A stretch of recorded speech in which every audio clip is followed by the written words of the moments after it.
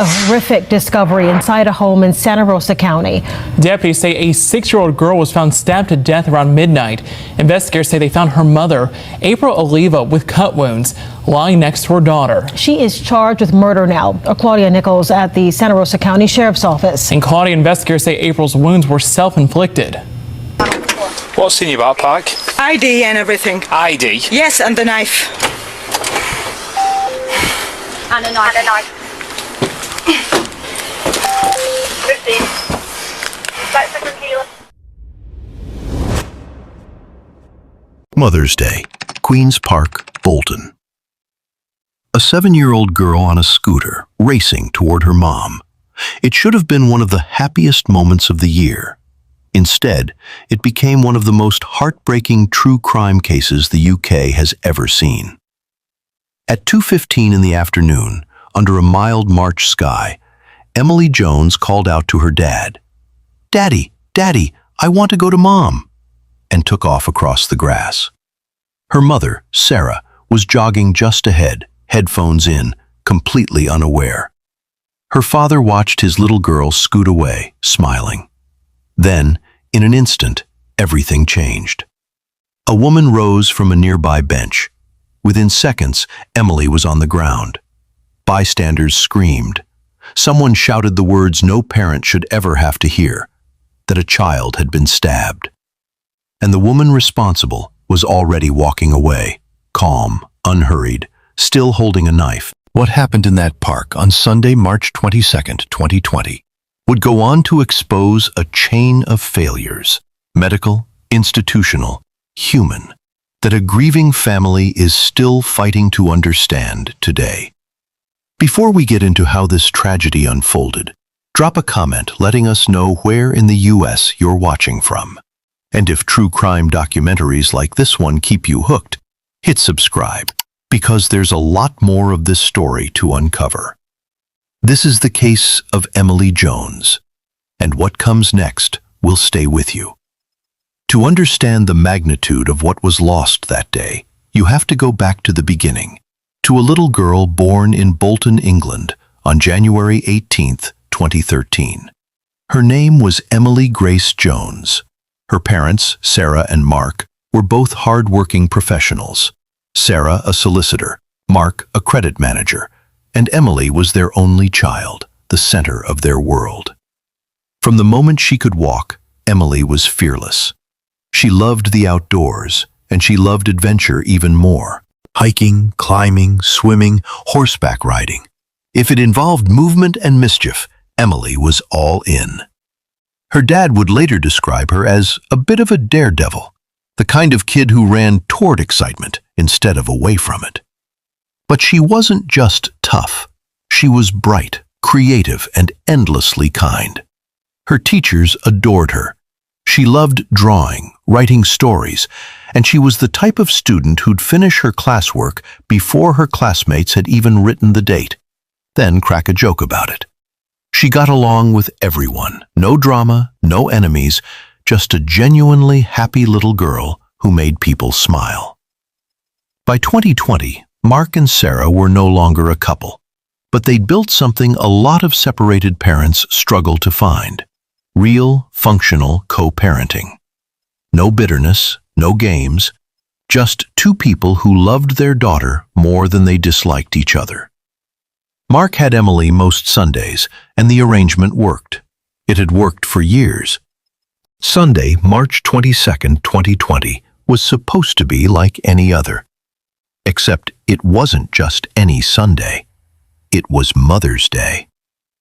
That morning, Emily had proudly handed Sarah a homemade card, the kind only a 7-year-old could make, full of glitter and love and terrible spelling.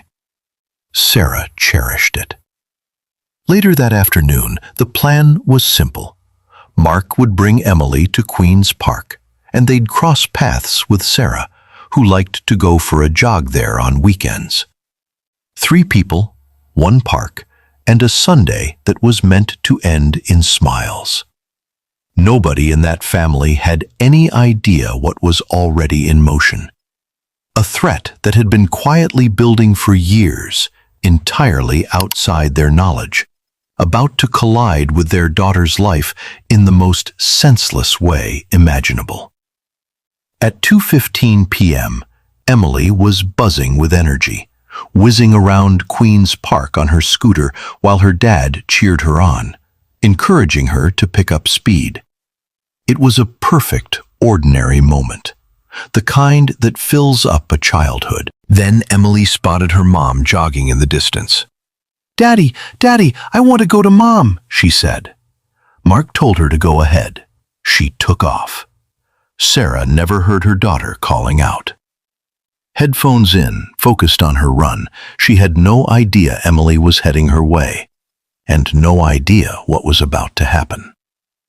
As Emily scooted past a bench, Mark saw a woman rise to her feet. Within seconds, his daughter was on the ground. From where he stood, it looked like a fall. He could hear her crying. He assumed the woman was helping her up.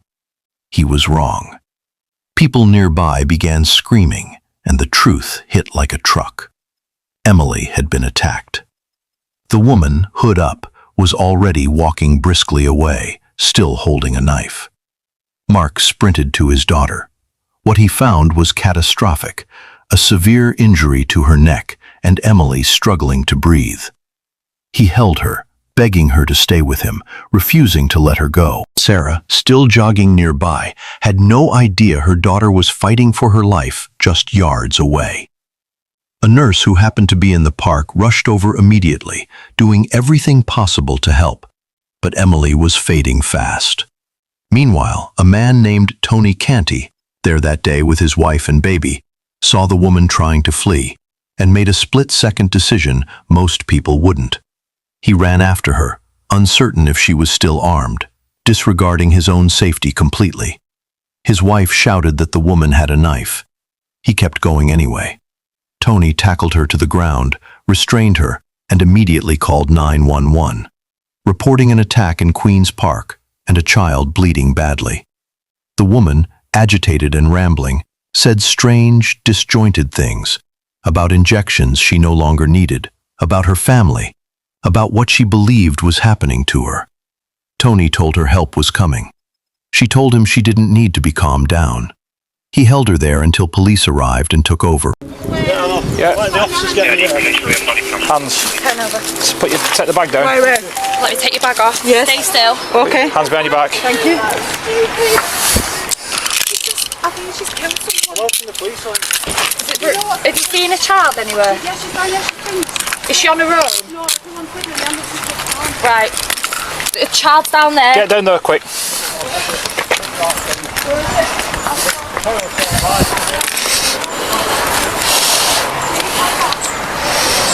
The ID from Keelan. Yes, it's in my bag. Everything. What is? In my bag, ID, everything. 18016. Go ahead. This female is now in cuffs. She said there's a white ID in her backpack, which is by the side of her. What's in your backpack? ID and everything. ID. Yes, and the knife. And a knife. 15. That's a kilo. Yeah, I'm turning out. 15. Right, the time now is 14:45. At this moment in time, you're under arrest on suspicion of attempted murder. You do not have to say anything, but it may be defence if you do not mention something when questioned that you later rely in court, and if you do so, may be given evidence. Okay? Your arrest is necessary to protect vulnerable people and to ensure a prompt and effective investigation to this offence. Yeah. Okay? What's your name? El Jonas Corner. El Jonas Corner. Okay. Where do you live? 19 Turnstone Road. 19 Turnstone. Yes. Right, just wait there. Back at the scene, paramedics reached Emily within minutes. She was unconscious, bleeding severely, and in cardiac arrest. They began CPR immediately, administered emergency medication, and rushed her into an air ambulance, racing against time. At 3:27 p.m., the helicopter landed at Salford Royal Hospital. Doctors worked frantically. Transfusions, ventilation, every possible intervention. At 3:56 p.m., despite everyone's best efforts, Emily Jones was pronounced dead. A 7-year-old girl, gone in the span of 90 minutes, on a Sunday that was supposed to be about celebrating mothers, not burying a daughter. This was no longer just a tragedy. It was now a murder investigation. And the woman in custody was about to reveal a devastating history that raised one unavoidable question. How was she even in that park that day? The following day, Sarah faced a task no parent should ever have to face: formally identifying her daughter's body. A post-mortem confirmed what everyone feared. Emily had died from a knife wound to the neck, inflicted deliberately and without warning. Her family released a statement that captured the depth of their devastation. We are beyond devastated that this random act of violence means we will never get to see our beautiful little girl grow up. They thanked the strangers in the park who'd tried to help, and the emergency responders who'd fought to save her. The shockwaves spread far beyond the family. Emily's school was gutted. Her headmistress said Emily's loss had left a hole that would never fully close, that she'd be missed by every student and every member of staff.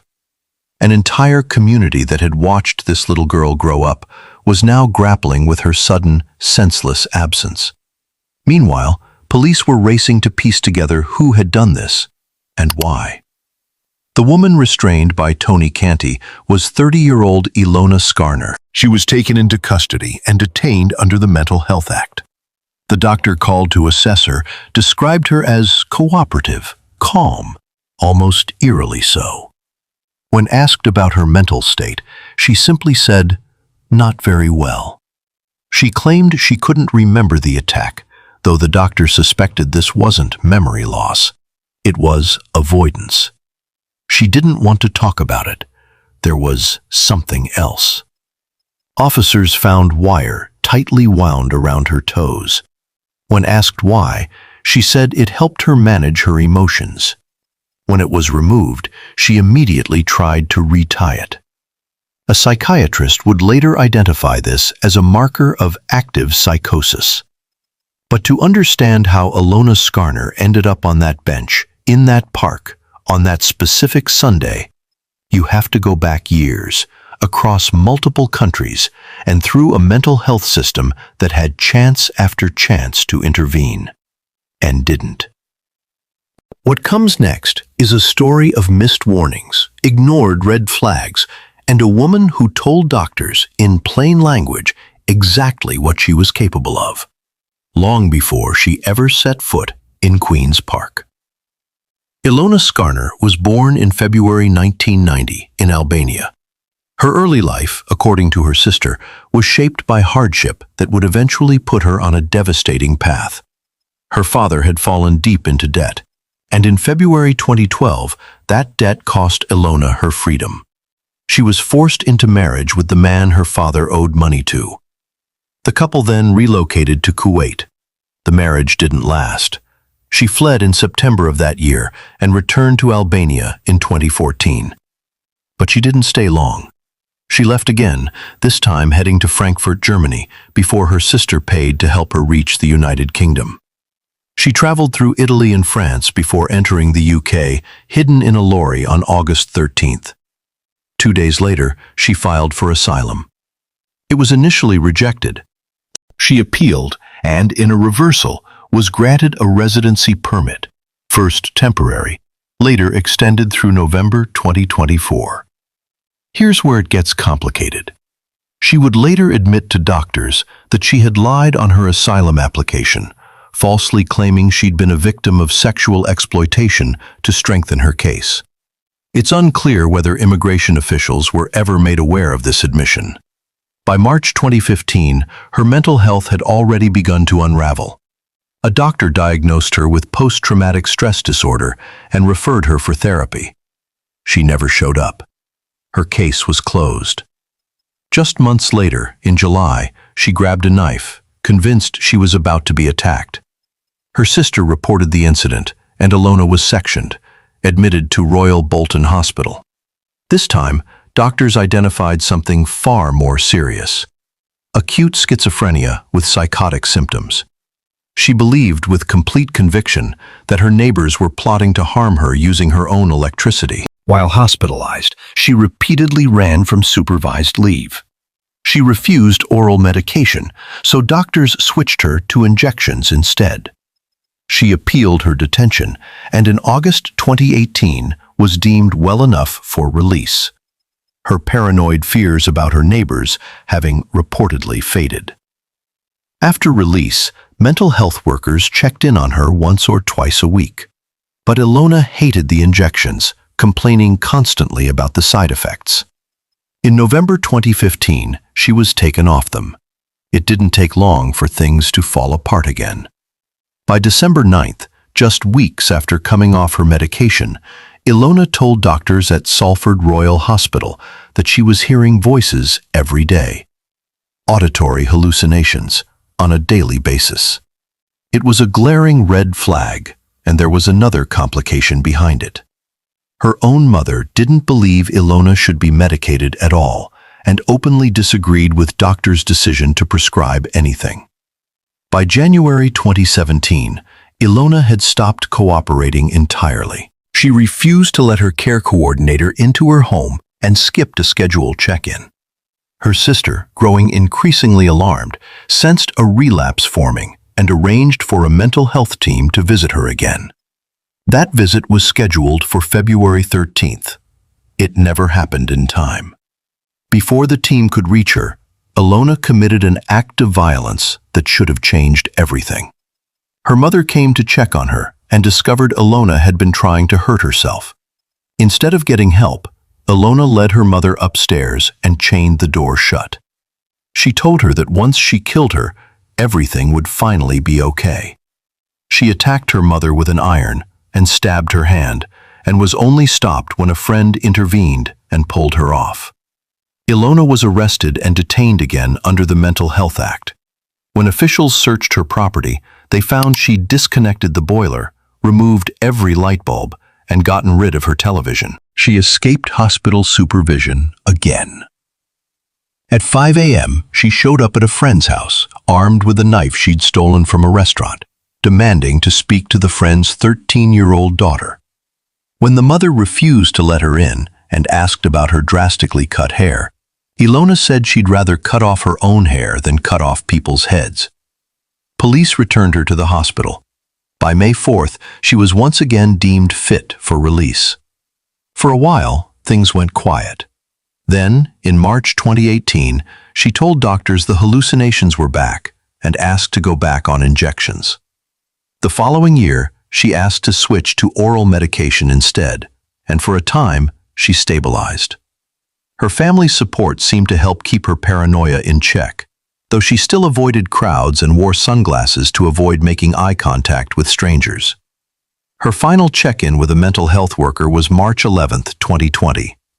She'd gone 3 months without an incident. It was so uneventful, the worker didn't even bother writing notes.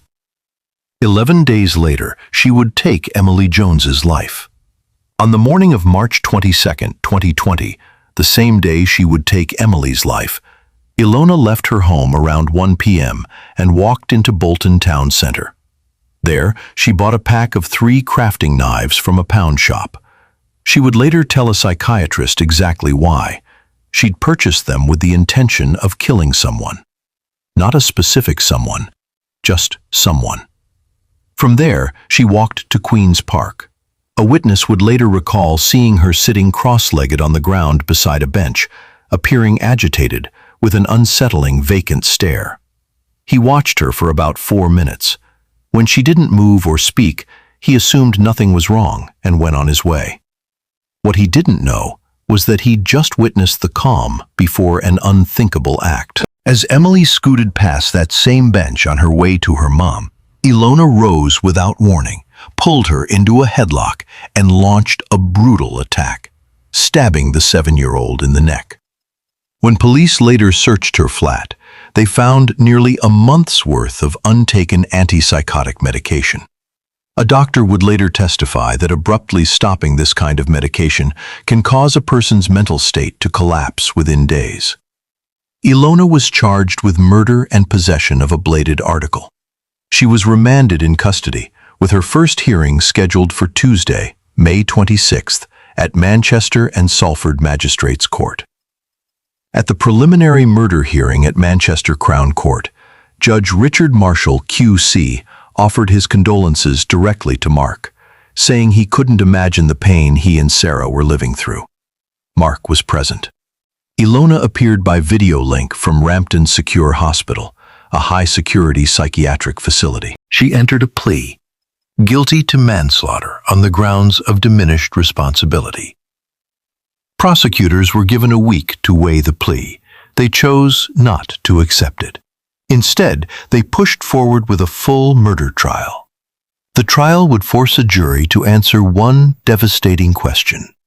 Was this genuine manslaughter driven by uncontrollable mental illness, or was Ilona using her diagnosis as what prosecutors called a convenient excuse for a calculated killing? The evidence that followed was chilling. While in hospital, Ilona had spoken to a nurse in a way that suggested this wasn't a random psychotic break at all. It sounded like something she'd planned. The court also learned that from mid-December 2019 until March 11, 2020, she'd had zero face-to-face contact with mental health workers. A report read to the jury stated plainly that Ilona represented a very high risk of serious, potentially fatal harm to others. Then came one of the most disturbing details of the entire case. While hospitalized, Ilona had reportedly been watching a children's TV show. When a child who resembled Emily appeared on screen, she began laughing hysterically. She later told a nurse, almost dismissively, "It's been 3 months. What do you want me to do? Cry all the time?" And then, even more damning, in a separate conversation, she said, "It was premeditated. I waited in a park and picked my victim. I did what I did, then tried to run away." At the time she said this, she was off her medication. Just weeks before the attack, staff had documented what they called strange behavior, including Ilona telling nurses that everyone's body had gone to their soul and that they were all going to die. Dr. John Crosby, a consultant psychiatrist, testified that Ilona suffered from paranoid schizophrenia, a condition that caused severe delusions and a complete disconnection from reality. He told the court there was no discernible reason Emily had been targeted, calling it his professional conclusion that Ilona was in the grip of a psychotic episode when she attacked. He described it as one of the rarest, most senseless crimes he could recall in his career. In a statement read to the jury, Mark said simply, "Emily was riding her scooter to her mom. I cannot explain this." He spoke of his daughter's innocence, her wonder, her future, a future that had been erased in seconds. "How can we enjoy life," he asked, "when the best part of it has been taken away?" A forensic psychiatrist from the hospital treating Ilona gave evidence suggesting a murder conviction wasn't realistic given her mental state. After reviewing the full medical picture, prosecutors agreed. Asking a jury to convict her of murder would not be fair. The murder charge was formally withdrawn, and the jury was instructed to return a not guilty verdict on that charge. Ilona Skarner was convicted of manslaughter on the grounds of diminished responsibility. Prosecutor Michael Brady, QC, told the court the decision hadn't been made lightly. It was reached with care and with full awareness of how sensitive this case was. After reviewing every piece of evidence, the Crown concluded there was simply no longer a realistic path to a murder conviction. Breaking news, and a woman who killed 7-year-old Emily Jones in a park in Bolton in March has been sentenced to life in prison. Gerard Tubbs outside the court in Manchester, and she's going to be held in a secure hospital, Gerard. And the judge sentenced her, as you say, to be detained under Section 45A of the Mental Health Act. She has been imprisoned for life with a minimum of 8 years. but she will initially be treated at Rampton High Security Hospital. If she's deemed well enough to leave there, she will go on to serve the rest of her sentence in hospital. The judge said she had to be punished because she had made the decision to buy the knife. She had made the decision to kill someone. There was an element of culpability in her action. In his sentencing remarks, the judge acknowledged the impossible truth at the center of this case. Nothing he said or did could bring Emily back, or offer her parents any real comfort. He confirmed he was satisfied that Ilona suffered from paranoid schizophrenia, severe enough to require her detention in a secure hospital rather than prison. Ilona Skarner would only become eligible for release once she'd served her minimum term and been assessed as no longer a danger to the public. Now, a coroner has said the father of a 7-year-old girl killed by an asylum seeker is entitled to feel her killer should never have been allowed into the country. Emily Jones was attacked as she scooted through a Bolton park on Mother's Day in 2020. Her killer was Albanian asylum seeker Eltiona Skarner, who had a long history of poor mental health. From the inquest into Emily's death, here's our North of England reporter, Kelly Foran. Despite Skarner being well known to mental health services, the coroner today said that the local community teams could not have predicted or prevented Emily's death. He added, though, that if nothing changes nationally, there is a risk to future lives. The whole profession of psychiatry needs to come under the spotlight at some point. I think it's a real worry. It's just shocking. So we're just going to try and do our best, and in Emily's death doesn't go in vain. So we'll just keep plugging away, right? Just try to promote mental health awareness and the dangers of relapse and not monitoring mental health. I've met with other families in the Greater Manchester area that have been affected by homicides and lack of funding in mental health. Everybody knows this, In the light of Emily's killing and the issues around Skarner's care in the community, Bolton coroner Timothy Brennan said he'd be writing a Regulation 28 Prevention of Future Death report to the Secretary of State. He said it will make clear my profound concerns about morale, workload, training, staff shortages and inability to deliver continuity of care. He said the case showed a sector of healthcare provision that is challenging and riven with operational stress and tension. I sense a healthcare sector in crisis.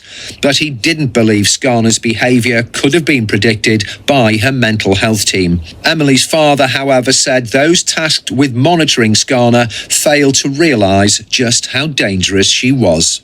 It's just shocking, and it's been a real most distressing part of everything is listening to these so-called experts that just completely different opinions on, and no one really understood, as far as I'm concerned, the threat that the perpetrator posed. The judge added a chilling caveat.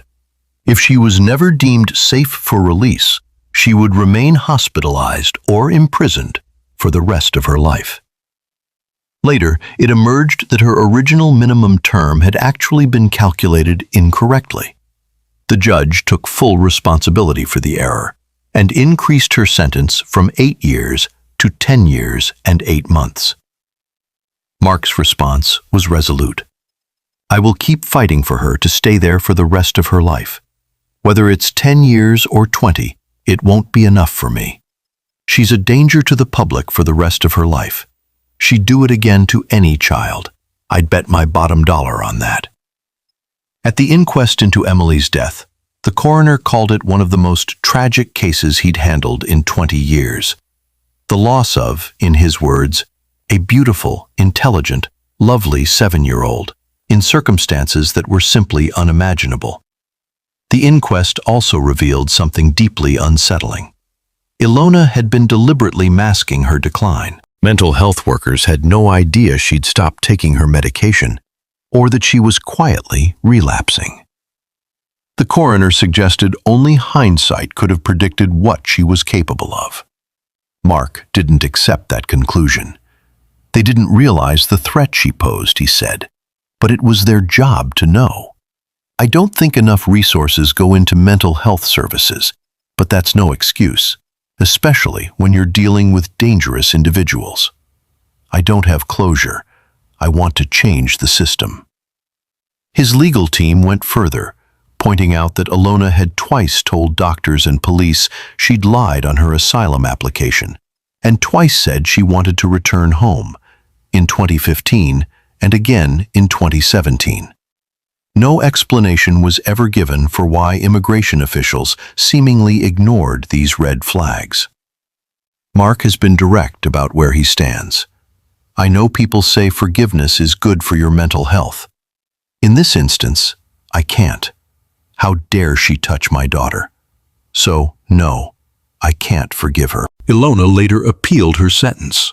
The appeal was rejected, with the presiding judge ruling there was sufficient evidence that Ilona had understood what she'd done was wrong, and that she deliberately tried to escape both hospital supervision and the scene of the crime. Mark said he felt more relief than joy at the outcome, calling her manipulative and dangerous, and noting that all three judges saw exactly what he saw. Ilona Skarner remains at Rampton Hospital today. Greater Manchester Mental Health NHS Trust, the organization responsible for Ilona's care, launched an internal review following the attack. Their conclusion was hard to swallow. They stated there were no clear markers of deterioration in Ilona's mental state that could have predicted the tragedy. NHS England disagreed entirely. Their own investigation found it had been evident Ilona was unwell and posed a risk to others as far back as 2017. Their report didn't mince words, stating that the Trust's understanding of risk itself was poor. Mark demanded an apology. He called the Trust's conclusion absolute nonsense, accusing them of trying to offload responsibility for a woman who was, in every sense, their responsibility. They knew she didn't comply with oral medication, but they let her take it unsupervised. That's a ridiculous thing to do. She was a ticking time bomb. He added something that stayed with people ever since. I want the horrible story of what happened to my daughter to be told, not because I want sympathy, but because this needs to be heard.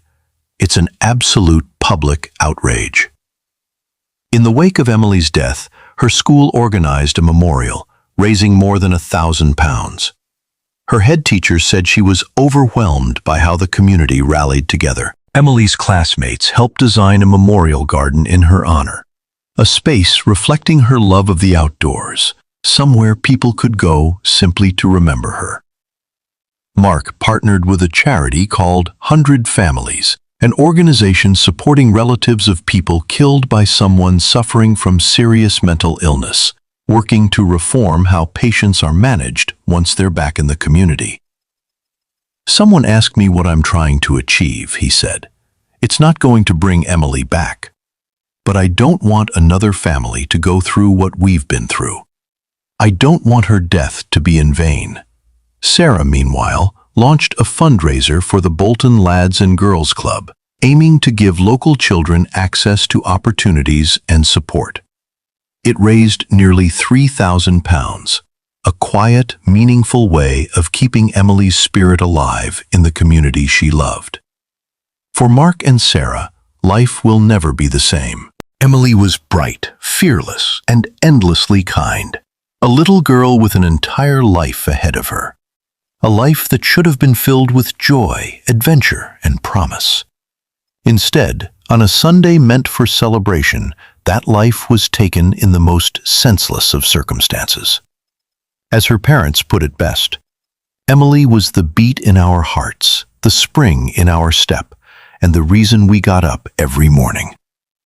Her story isn't just a tragedy, it's a warning about a system that had every opportunity to intervene and didn't until it was far too late.